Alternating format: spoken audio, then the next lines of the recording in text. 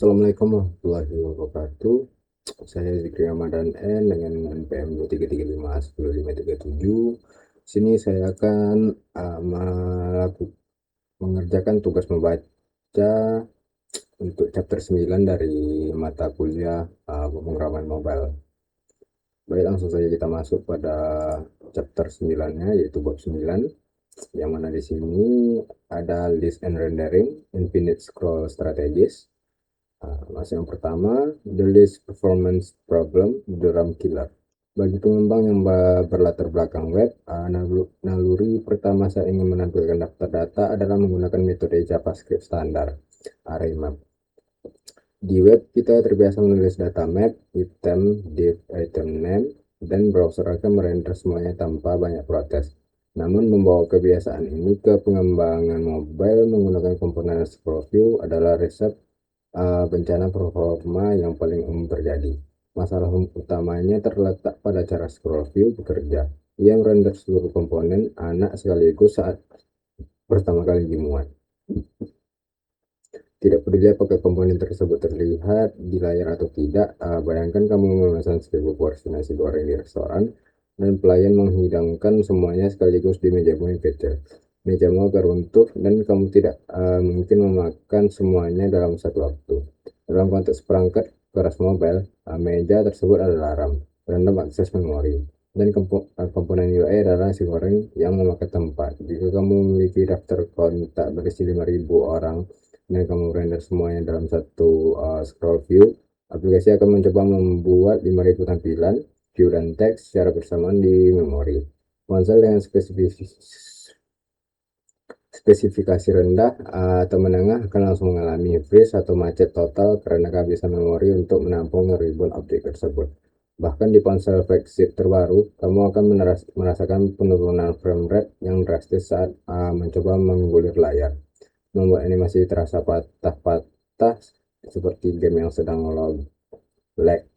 Ya, ini bukan karena React Native lambat, tetapi karena kita memaksanya melakukan pekerjaan yang tidak masuk akal secara komputasi. Selain masalah memori, waktu inisialisasi atau startup time juga akan terpengaruh secara signifikan. Pengguna harus menunggu beberapa detik atau bahkan menit hanya untuk melihat daftar tersebut muncul, karena prosesor sibuk menghitung tata letak untuk ribuan item yang bahkan belum terlihat oleh mata pengguna.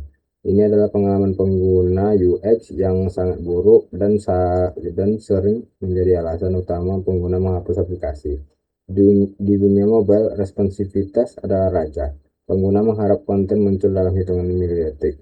Memaksa pengguna menunggu proses render yang tidak perlu adalah dosa besar dalam desain aplikasi. Konsep ini berbeda dengan browser desktop yang memiliki memori virtual melimpah dan mesin render yang sangat toleran. Di HP, sistem operasi Android atau iOS sangat agresif dalam mematikan aplikasi yang terlalu rakus memori demi menghemat baterai. Jika aplikasimu terus-menerus memakan RAM karena penggunaan list yang salah, sistem operasi akan membunuh proses aplikasimu secara paksa atau crash. Pengguna hanya akan melihat aplikasi tiba-tiba tertutup sendiri tanpa pesan error, meninggalkan mereka dalam kebingungan. Oleh karena itu, kita harus meninggalkan pola pikir web, map, dan beralih ke pola pikir natif yang lebih hemat sumber daya. Solusi untuk masalah ini bukanlah dengan membeli HP yang lebih canggih, melainkan mengubah strategi rendering kita. Kita membutuhkan mekanisme yang cerdas yang hanya memasak nasi goreng saat pelanggan benar-benar siap memakannya. Kita membutuhkan sistem yang sadar akan keterbatasan layar fisik HP yang kecil. Disinilah konsep virtualization atau virtualisasi list masuk sebagai penyelamat. Sebelum kita masuk ke solusinya, tanamkan dalam pikiranmu scroll view plus map bersama dengan RAM killer. Jangan pernah gunakan kombinasi ini untuk data yang jumlahnya dinamis atau lebih dari 20 item. Yang kedua, flatlist architecture, the recycling machine.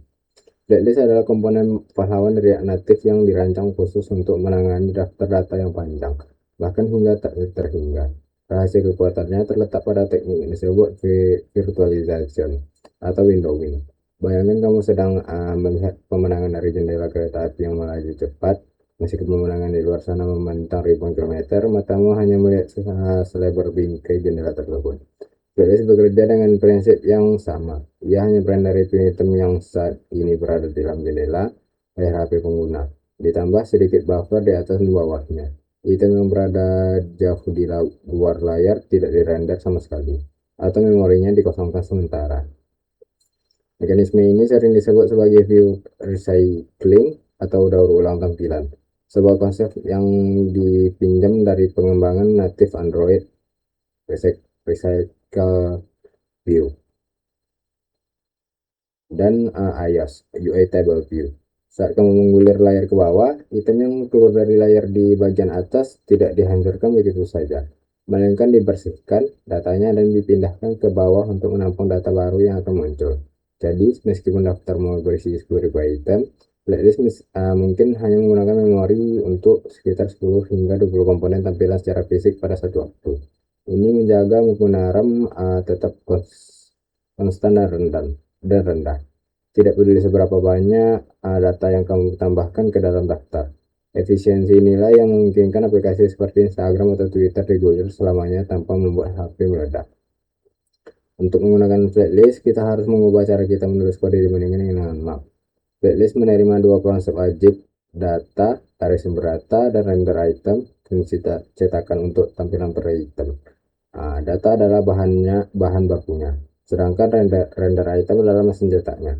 React Native akan memanggil fungsi render item secara cerdas hanya ketika diperlukan.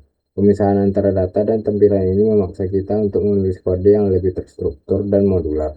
Kita tidak lagi mencampur logika perulangan dengan logika tampilan Flatlist yang mengurus perulangannya. Kita hanya fokus mendesain satu kartu item saja. Namun kekuatan besar Flatlist datang dengan tanggung jawab konfigurasi yang besar pula, karena Flatlist melakukan banyak kalkulasi matematika di balik layar atau menghitung posisi scroll, tinggi item, kecepatan gulir. Kita perlu membantunya agar bekerja optimal. Jika kita tidak hati-hati, kita bisa mengalami masalah blank space atau ruang putih kosong saat menggulir dengan cepat. Ini terjadi karena jari pengguna menggulir lebih cepat daripada kecepatan Flatlist merender item baru di bagian optimasi nanti. Kita akan belajar cara menyetel mesin Flatlist agar bisa mengejar kecepatan jari pengguna. Penting juga untuk memahami bahwa Flatlist mewarisi semua props dari scroll view. Artinya semua fitur scroll view seperti horizontal, show vertical scroll indicator atau paging enable juga bisa digunakan di Flatlist. Kamu bisa membuat carousel gambar yang efisien dengan mengatur horizontal sama dengan true pada Flatlist. Fleksibilitas ini menjadikan Flatlist sebagai komponen pisau lipat Swiss Army untuk segala kebutuhan daftar di React Native. Hampir 90% kebutuhan list di aplikasimu akan diselesaikan oleh komponen ini. Yang ketiga, section list implementation, organized chaos. Terkadang data tidak hanya berupa daftar linear sederhana, tetapi memiliki struktur kelompok atau kategori, seperti daftar kontak yang dikelompokkan berdasarkan abjad A, B, C, dan seterusnya, atau menu restoran yang dibagi menjadi makanan, minuman, dan dessert. Jika kita memaksakan struktur ini ke dalam playlist biasa, kita harus melakukan manipulasi logika yang rumit dan membingungkan untuk menyisipkan judul kategori di antara item. React Native menyediakan solusi khusus untuk skenario ini bernama section list. Komponen ini adalah saudara kandung Flatlist yang dirancang khusus untuk menangani data yang terfragmentasi menjadi beberapa bagian atau section. Struktur data yang diterima oleh section list sedikit berbeda dari array biasa. Ia mengharapkan array object, di mana setiap objek memiliki satu seksi dan memiliki properti data, array item di seksi tersebut, dan properti lain seperti title, judul seksi, misalnya title, buah, data, apel jeruk, title sayur data, wortel bayam. Section list kemudian meminta dua fungsi render utama, render item untuk item anak, apel jeruk, dan render section header untuk kepala saksi, buah, dan sayur. Pemisahan ini membuat kode kita sangat semantik dan mudah dibaca, karena struktur visual UI mencerminkan struktur logis data. Fitur paling ikonik dan mahal dan section list adalah sticky section header. Ini adalah perilaku natif di mana saat kamu menggulir daftar kontak, huruf A akan menempel atau stick di bagian atas layar sampai seluruh kontak berawalan A selesai digulir. Baru kemudian didorong keluar oleh huruf B. Efek ini memberikan konteks visual yang sangat baik bagi pengguna, sehingga mereka tidak lupa sedang berada di kategori mana saat menggulir daftar yang sangat penting. Dia membuat efek sticky seperti ini membutuhkan CSS dan JavaScript yang rumit. Tapi di React Native section list fitur ini aktif secara default. Meskipun section list sangat berguna, dia memiliki kompleksitas implementasi yang lebih tinggi daripada playlist. Karena data bersarang atau nested memperoleh satu item di dalam seksi tersebut tertentu membutuhkan kehati-hatian dalam mengelola state agar immutability tetap terjaga. Jika kamu ingin mengubah apple menjadi anggur, kamu harus menyalin seluruh struktur area seksi, bukan hanya mengubah stringnya. Selain itu, fitur seperti scroll to location melompat ke seksi tertentu memerlukan pemahaman tentang indeks seksi dan indeks item, yang bisa sedikit membingungkan matematikanya. Section list juga mewarisi efisiensi memori dari virtualization. Dia tidak merender semua seksi sekaligus, melainkan hanya seksi yang terlihat. Namun perlu dicatat bahwa section list bisa sedikit lebih lambat daripada playlist jika struktur seksinya sangat banyak tapi item per seksinya sedikit. Misalnya 1000 seksi yang masing-masing cuma punya satu item. Dalam kasus ekstrem seperti itu, performa ini terganggu karena beban render header yang berlebihan. Selalu profil performa aplikasimu juga jika merasa scroll mulai terasa berat. Secara keseluruhan, section list adalah alat spesialis untuk tugas spesifik. Jangan gunakan section list jika kamu hanya butuh satu header di paling atas. Gunakan list header komponen di playlist saja. Gunakan section list hanya ketika datamu secara alami terbagi-bagi menjadi kelompok logis yang berbeda. Ini adalah komponen yang membuat aplikasi terasa polesan dan rapi, terutama untuk aplikasi e-commerce, manajemen file, atau buku telepon. Desain yang baik adalah tentang pengorganisasian informasi, dan section list adalah rak buku digitalmu. Yang keempat, optimization props, tuning the engine. Setelah berhasil menampilkan data menggunakan playlist, langkah selanjutnya adalah melakukan tuning dan penyetelan mesin agar performanya maksimal. Prop pertama dan terpenting yang wajib dipahami dan sering menjadi sumber peringatan kuning di terminal adalah key extractor. Prop ini bertugas memberikan identitas unik atau KTP untuk setiap item dalam daftar. React Native membutuhkan ID unik ini untuk melacak item mana yang berubah, dihapus atau ditambah, sehingga ia bisa meminimalkan render ulang. Jangan berubah urutannya karena jangan pernah menggunakan indeks array 0, 1, 2 dan seterusnya sebagai key jika daftarmu bisa berubah urutannya, karena itu akan mengacaukan manajemen memori React. Gunakan ID unik dari database seperti item.id atau item.uid. Prop optimasi vital berikutnya adalah initial number 6 to render. Prop ini memberitahu playlist berapa banyak item yang harus dirender pertama kali saat komponen dimuat. Sebelum pengguna mulai menggulir, nilai defaultnya adalah 10. Jika satu layar HP bisa membuat 5 item dan kamu mengaturnya ke 10, itu sudah cukup bagus. Namun jika kamu mengaturnya ke 100, aplikasi akan lambat terbuka atau slow startup karena sibuk render 90 item yang tidak terlihat. Sebaliknya, jika diatur ke 1, pengguna akan melihat ruang kosong di bawah item pertama. Angka ajaibnya adalah berapa banyak item yang muat di satu layar plus sedikit cadangan. Langkah ini dengan tepat memberikan persepsi bahwa aplikasi sangat cepat. Salah satu teknik optimasi tingkat dewa adalah menggunakan prop get item layout. Secara default, playlist harus mengukur tinggi setiap item secara dinamis saat runtime, yang memakan waktu prosesor. Jika kamu tahu bahwa tinggi setiap item pasti selalu sama, misalnya selalu 100 pixel, Kamu bisa memberitahu playlist lewat prop ini dengan memberikan rumus matematika dalam data index, length 100, offset 100, index. Playlist tidak perlu lagi mengukur apapun, ia bisa langsung menghitung posisi item ke 500 tanpa harus merender 499 item sebelumnya. Ini membuat fitur scroll to index menjadi instan dan scroll menjadi super mulus.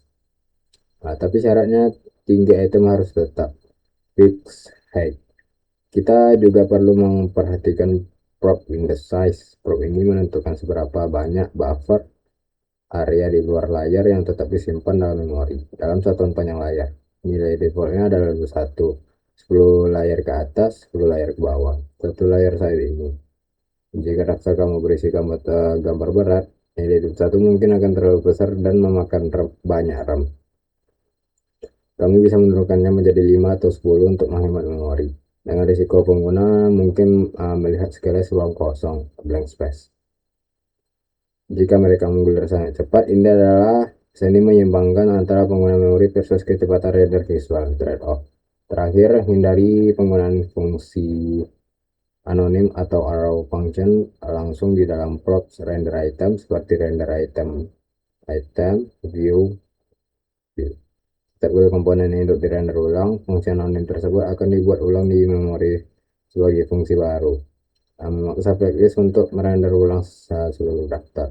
Praktik terbaiknya adalah mendefinisikan fungsi render di luar komponen atau menggunakan use callback untuk memastikannya stabil.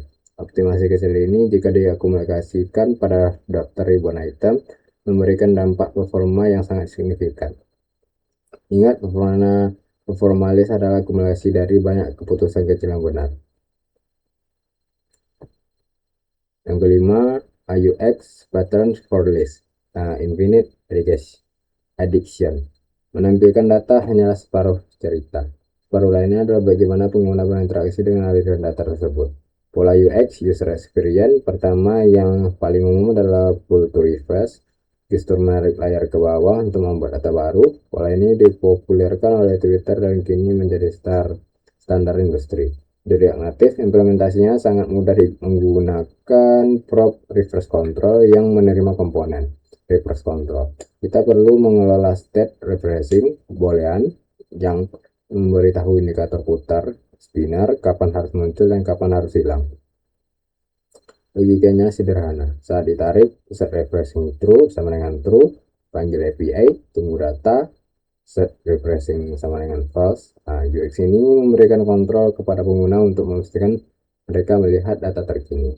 Pola kedua lebih kompleks dan krusial adalah infinite scroll atau sering disebut lazy loading atau pagination. Konsepnya adalah jangan pernah mengambil 1000 data sekaligus dari server. Ambillah 20 data pertama atau halaman 1 saat pengguna menggulir sampai hampir bawah. Ambil 20 data berikutnya halaman 2 dan gabungkan ke daftar yang ada di playlist. Kita menggunakan prop on and react head yang akan dipanggil otomatis saat pengguna mendekati akhir daftar. Kita juga mengatur on and react head threshold, sebuah angka desimal misal 0,5 yang menentukan seberapa dekat ke bawah 50% dari sisa konten.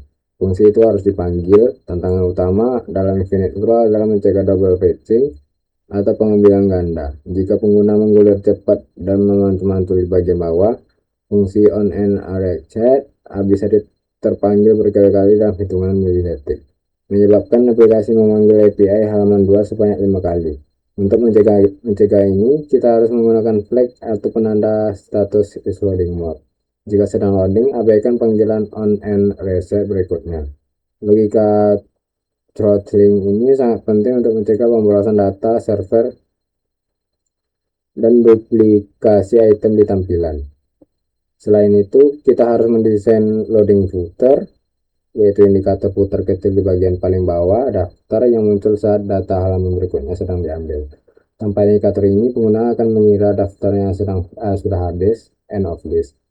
Kita bisa menggunakan prop list footer komponen di playlist untuk menampilkan komponen ini secara kondisional. hanya muncul saat is loading more. Bernilai true.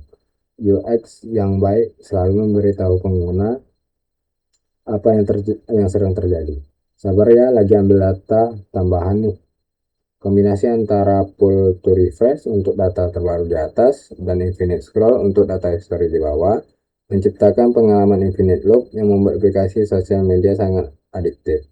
Pengguna tidak pernah menemui jalan buntu, selalu ada konten baru di atas dan selalu ada konten lama di bawah. Dalam tugas akhir atau proyek praktikum nanti, mengimplementasikan kedua pola ini dengan mulus tanpa glitch atau jam adalah indikator utama bahwa kamu sudah siap menjadi pengembang aplikasi mobil profesional. Data boleh terbatas, tapi pengalaman pengguna harus terasa tak terbatas. Ya, lanjut yang keenam, integrasi keislaman di efficient solve. Yang pertama ada flatlist dan larangan israf atau berlebih-lebihan. Filosofi utama flatlist adalah hanya gunakan memori untuk apa yang benar dibutuhkan saat ini. Berbeda dengan metode map konvensional yang rakus memori, flatlist mendaur ulang komponen untuk efisiensi. Ini adalah implementasi teknis dari larangan Islam berlebih-lebihan dan tabzir pemborosan dalam Islam. Dan berikanlah kepada keluarga-keluarga yang dekat akan haknya, kepada orang miskin dan orang yang berperjalanan, dan janganlah kamu menghambur-hamburkan hartamu secara boros. Quran Surah Al-Isra ayat 26. Rasulullah Shallallahu Alaihi Wasallam bahkan melarang berlebihan menggunakan air wudhu meskipun kita berada di sungai yang mengalir deras. Demikian pula dalam coding, meskipun HP pengguna memiliki RAM 12 GB atau sungai deras, haram hukumnya bagi developer untuk memboroskannya dengan kode yang busuk, memory leak. Efisiensi adalah bentuk syukur terhadap nikmat teknologi. Yang kedua, virtualisasi dan konsep Ibnul Waqt atau anak sang waktu. Teknik virtualisasi mengerjakan kita untuk fokus merender apa yang ada di dalam jendela layar viewport saat ini. Jangan pusing memikirkan item ke-1000 yang belum muncul, dan lupakan item ke-1 yang sudah lewat. Fokus pada yang terlihat sekarang. Ini berjalan dengan konsep sofistik Ibnul Waqt, anak sawang itu, di mana seorang mukmin diajarkan untuk fokus beramal. Pada momen saat ini, masa lalu sudah berlalu, masa depan belum tentu datang. Jika kamu berada di sore hari, janganlah kamu menunggu pagi hari. Dan jika kamu berada di pagi hari, janganlah kamu menunggu sore hari. Hadis riwayat Bukhari. Jangan biarkan ram hati kita penuh sesak oleh kecemasan masa depan atau penyesalan masa lalu hingga membuat kita hang atau stres. Hiduplah seperti flatlist, fokuskan energi untuk merender amal terbaik di detik ini, di layar kehidupan ini. Yang ketiga, infinite scroll dan menuntut ilmu tanpa batas. Pola infinite scroll memungkinkan pengguna untuk terus menggulir dan mendapatkan konten baru tanpa terhenti. Tidak ada halaman terakhir, selalu ada data berikutnya yang bisa diambil. Mekanisme ini adalah metafora yang indah untuk tolabul ilmu, menuntut ilmu, dan ibadah. Bagi seorang muslim, belajar dan beramal tidak memiliki tombol stop atau halaman terakhir. Prosesnya adalah infinite scroll dari buayan hingga liang lahat. Dan sembahlah Tuhanmu sampai datang kepadamu yang diyakini. Al-Quran Surah Al-Hijr ayat 99. Sama seperti kita membuat data sedikit demi sedikit,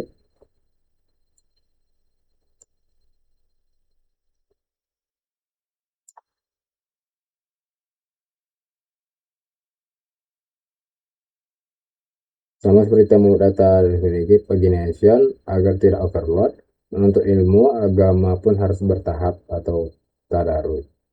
Jangan coba menelan sebuah ilmu dalam satu malam, kalender out. Tapi pelajari bab demi bab, gulir demi gulir, sampai akhirnya kita bertemu dengan pemilik segala ilmu.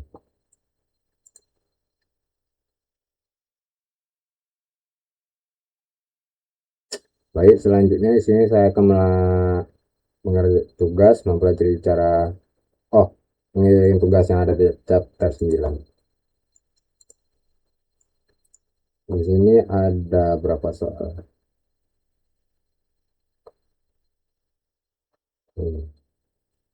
Ada 5 soal. Soal yang pertama di sini, jelaskan mekanisme virtualisasi pada flash disk yang menjadi solusi masalah ini. Hubungkan kasus pemborosan memori ini dengan konsep larangan takzir dan israf dalam Islam. Mengapa memaksa merender data yang tidak dilihat pada mata adalah tindakan yang tidak terpuji secara teknis maupun etika? Jawabannya di sini adalah render at once. Scrovium merender 5000 komponen sekaligus memakai RAM habis. Flash rendering atau virtualization, flash hanya merender item yang terlihat di layar atau sedikit buffer, sisanya didaur ulang. Takzir menggunakan sumber daya atau RAM untuk hal yang tidak bermanfaat. Item di luar layar adalah pemborosan yang merusak sistem. Soal yang kedua yaitu, apa dampak fatal penggunaan indeks sebagai key saat urutan data berubah, disorter atau dihapus? Kaitkan konsep identitas honing ini dengan konsep Ayomohisab. Kunci jawabannya di sini, giving algorithm. React butuh key untuk melacak item mana yang berubah, ditambah, atau dihapus secara efisien. Index issues. Jika data dihapus, indeks bergeser, menyebabkan React salah memperbarui komponen atau bug UI. Pertanggungjawaban individu, tiap jiwa bertanggung jawab atas amalnya sendiri atau ID unik, tidak bisa tertukar atau digeneralisasi. Soal yang ketiga yaitu, bagaimana cara menggabungkan data lama dengan data baru tanpa menghilangkan posisi scroll pengguna. Jelaskan filosofi fitur ini dengan konsep tadarus dalam menuntut ilmu atau berproses. Mengapa mengambil data sedikit demi sedikit lebih selamat dan berkelanjutan daripada mencoba mengambil semua ilmu dalam satu waktu. Stay management, set data, all data, new data. Jangan timpa replace, tapi gabung, append. Loading state, kunci request dengan is fetching agar tidak ada double request saat user scroll cepat. Tadarus, ilmu data itu luas, otak RAM manusia terbatas. Belajarlah bab demi bab agar tidak overload. Soal yang keempat, berapa angka ideal yang harus diisi dan apa alasannya? Hubungkan pentingnya tampilan awal yang cepat ini dengan adab memuliakan tamu. Mengapa membiarkan tamu pengguna menunggu di ruang kosong adalah etika yang buruk dalam pelayanan? Kata kunci jawabannya, viewability, isi inisial 6 to render hanya sebanyak item yang muat di satu layar, misal 5-10 item. Yang kedua, load time, merender sedikit di awal membuat aplikasi terasa instan, sisanya di render belakangan. Yang ketiga, ada tamu, segerakan hidangan atau konten untuk tamu, jangan biarkan mereka menunggu proses di dapur yang lama. Soal terakhir itu, bagaimana properti ini membantu flatlist melempati perhitungan berat. Bandingkan mekanisme memberitahu ukuran di awal ini dengan konsep visi hidup atau perencanaan. Mengapa hidup yang terencana, tahu ukuran dan target, lebih mulus jalannya dibandingkan hidup yang serba dadakan tanpa perhitungan? Kunci jawabannya di sini, yang pertama ada skip measurement dengan get item layout. Ya, tidak perlu mengukur item satu persatu. Ia bisa langsung menghitung posisi offset atau matematika sederhana. Yang kedua, smooth scrolling, mengurangi beban CPU, track UI secara drastis. Dan yang terakhir, perencanaan. Hidup dengan rencana meminimalisir kejutan dan hambatan. Kita bisa memprediksi langkah ke depan tanpa perlu berhenti untuk menghitung ulang situasi terus-menerus. Baik, itu saja yang dapat saya sampaikan. Mohon maaf jika ada salah kata. Sekian dari saya. Assalamualaikum warahmatullahi wabarakatuh.